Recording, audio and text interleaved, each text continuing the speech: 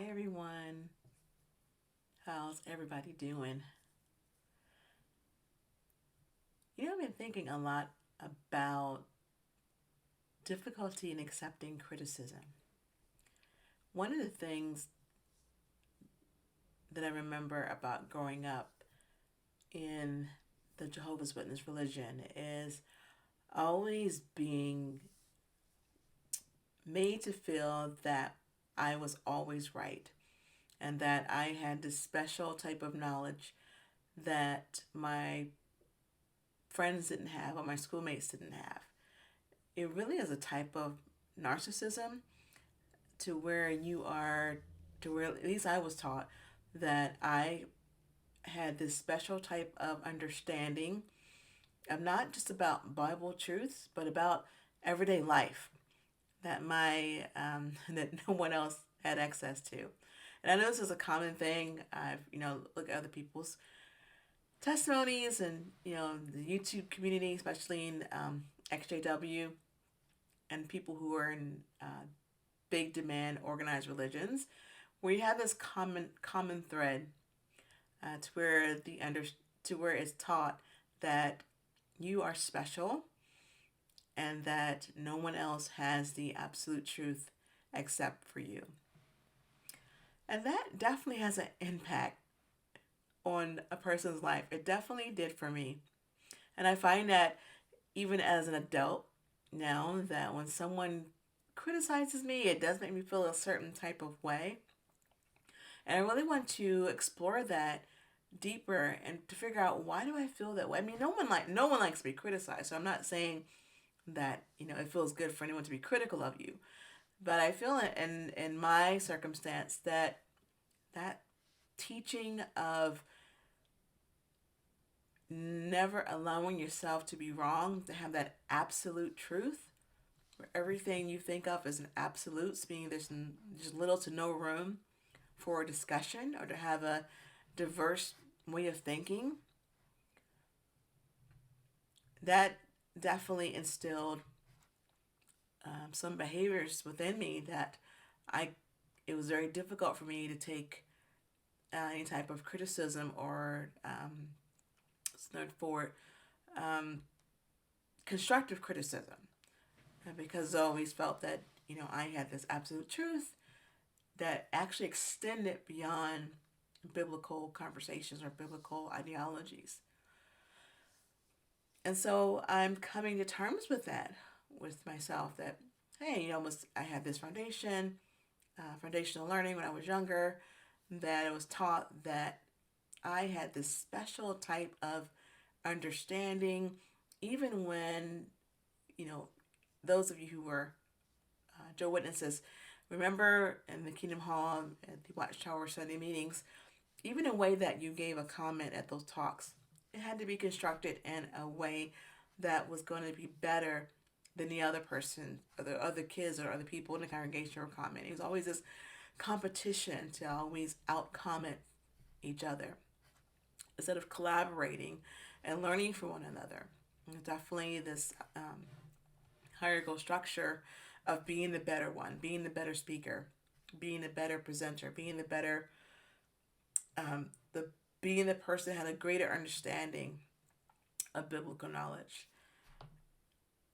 Being special, being even when it came to not being able to celebrate holidays, that was a special status to where we didn't need to celebrate birthdays, we didn't need to celebrate Christmas or Thanksgiving, because we had much bigger rewards waiting for us if we can just remain faithful.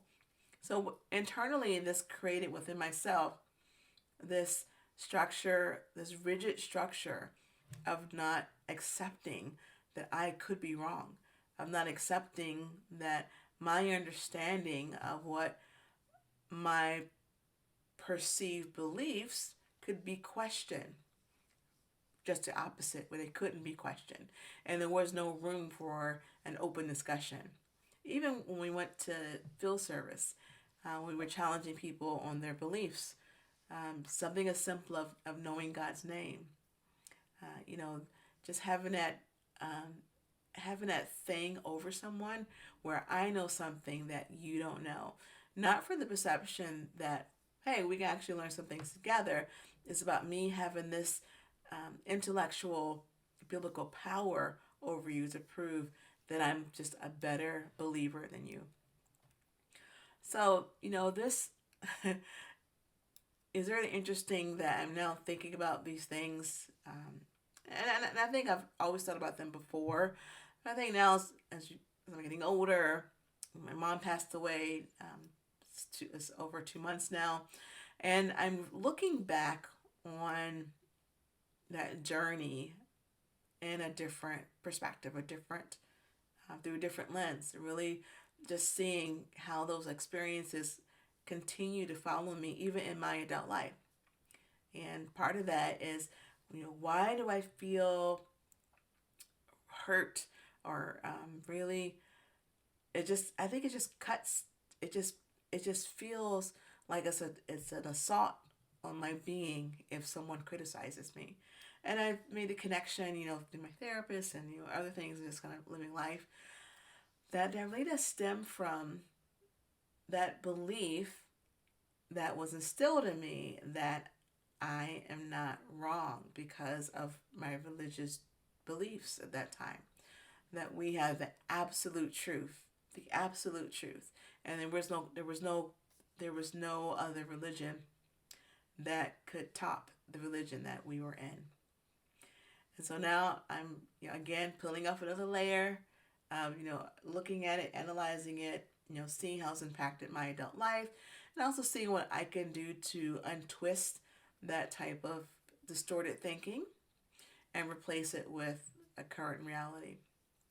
And the current reality is that we're always learning. I'm always learning. I'm constantly learning every day, and being open to another perspective, being open to someone else's understanding of various things, and also being open to criticism, like to be okay with that and to see what I can learn from that people are giving me to help me improve myself, to improve my walk in this life.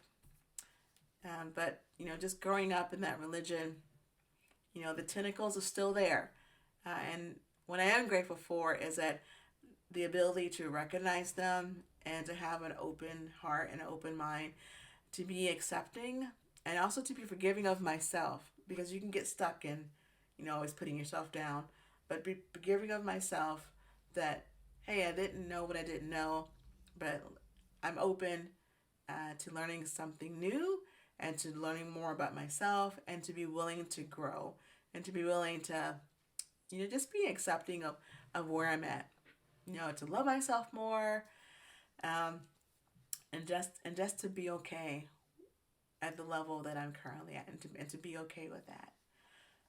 So yeah, so growing up in an environment to where you are taught that you have the absolute truth cuts off any future conversation, any future connection, to be able to connect with another individual, because you already have this perceived notion that anything that they say is flawed.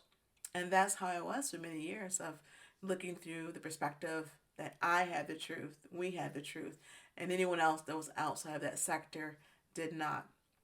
And it doesn't just stay with biblical conversations, but it starts to impact other avenues in your life, your work life, your secular life, your school life, your personal life, all the lives that exist outside of that realm. That type of thinking is going to influence, and it definitely did that to me.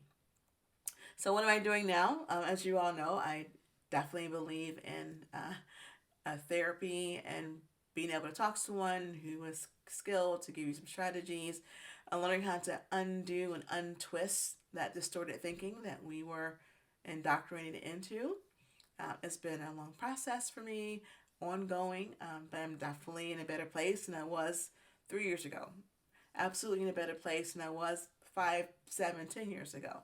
So it continues. And I think that the biggest for me is, again, just having that openness, an open mind, being open to other perceptions, forgiving of myself first and foremost, cover myself with lots of grace, and to know that, hey, I am in this for the long haul. I'm a lifelong learner, and I'm very excited to learn new things about others, other cultures, other people, and to learn more about myself.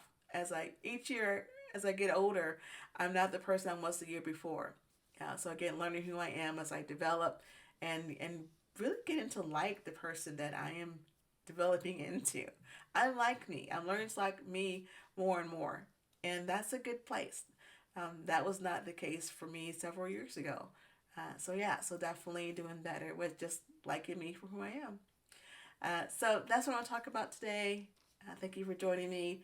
Um, just some food for thought. Think about those really um, concrete, rigid belief systems that we were taught of the belief that we have the absolute truth as far as biblical knowledge and no one else did, and anyone else that brought something to the table, well, they were just flawed.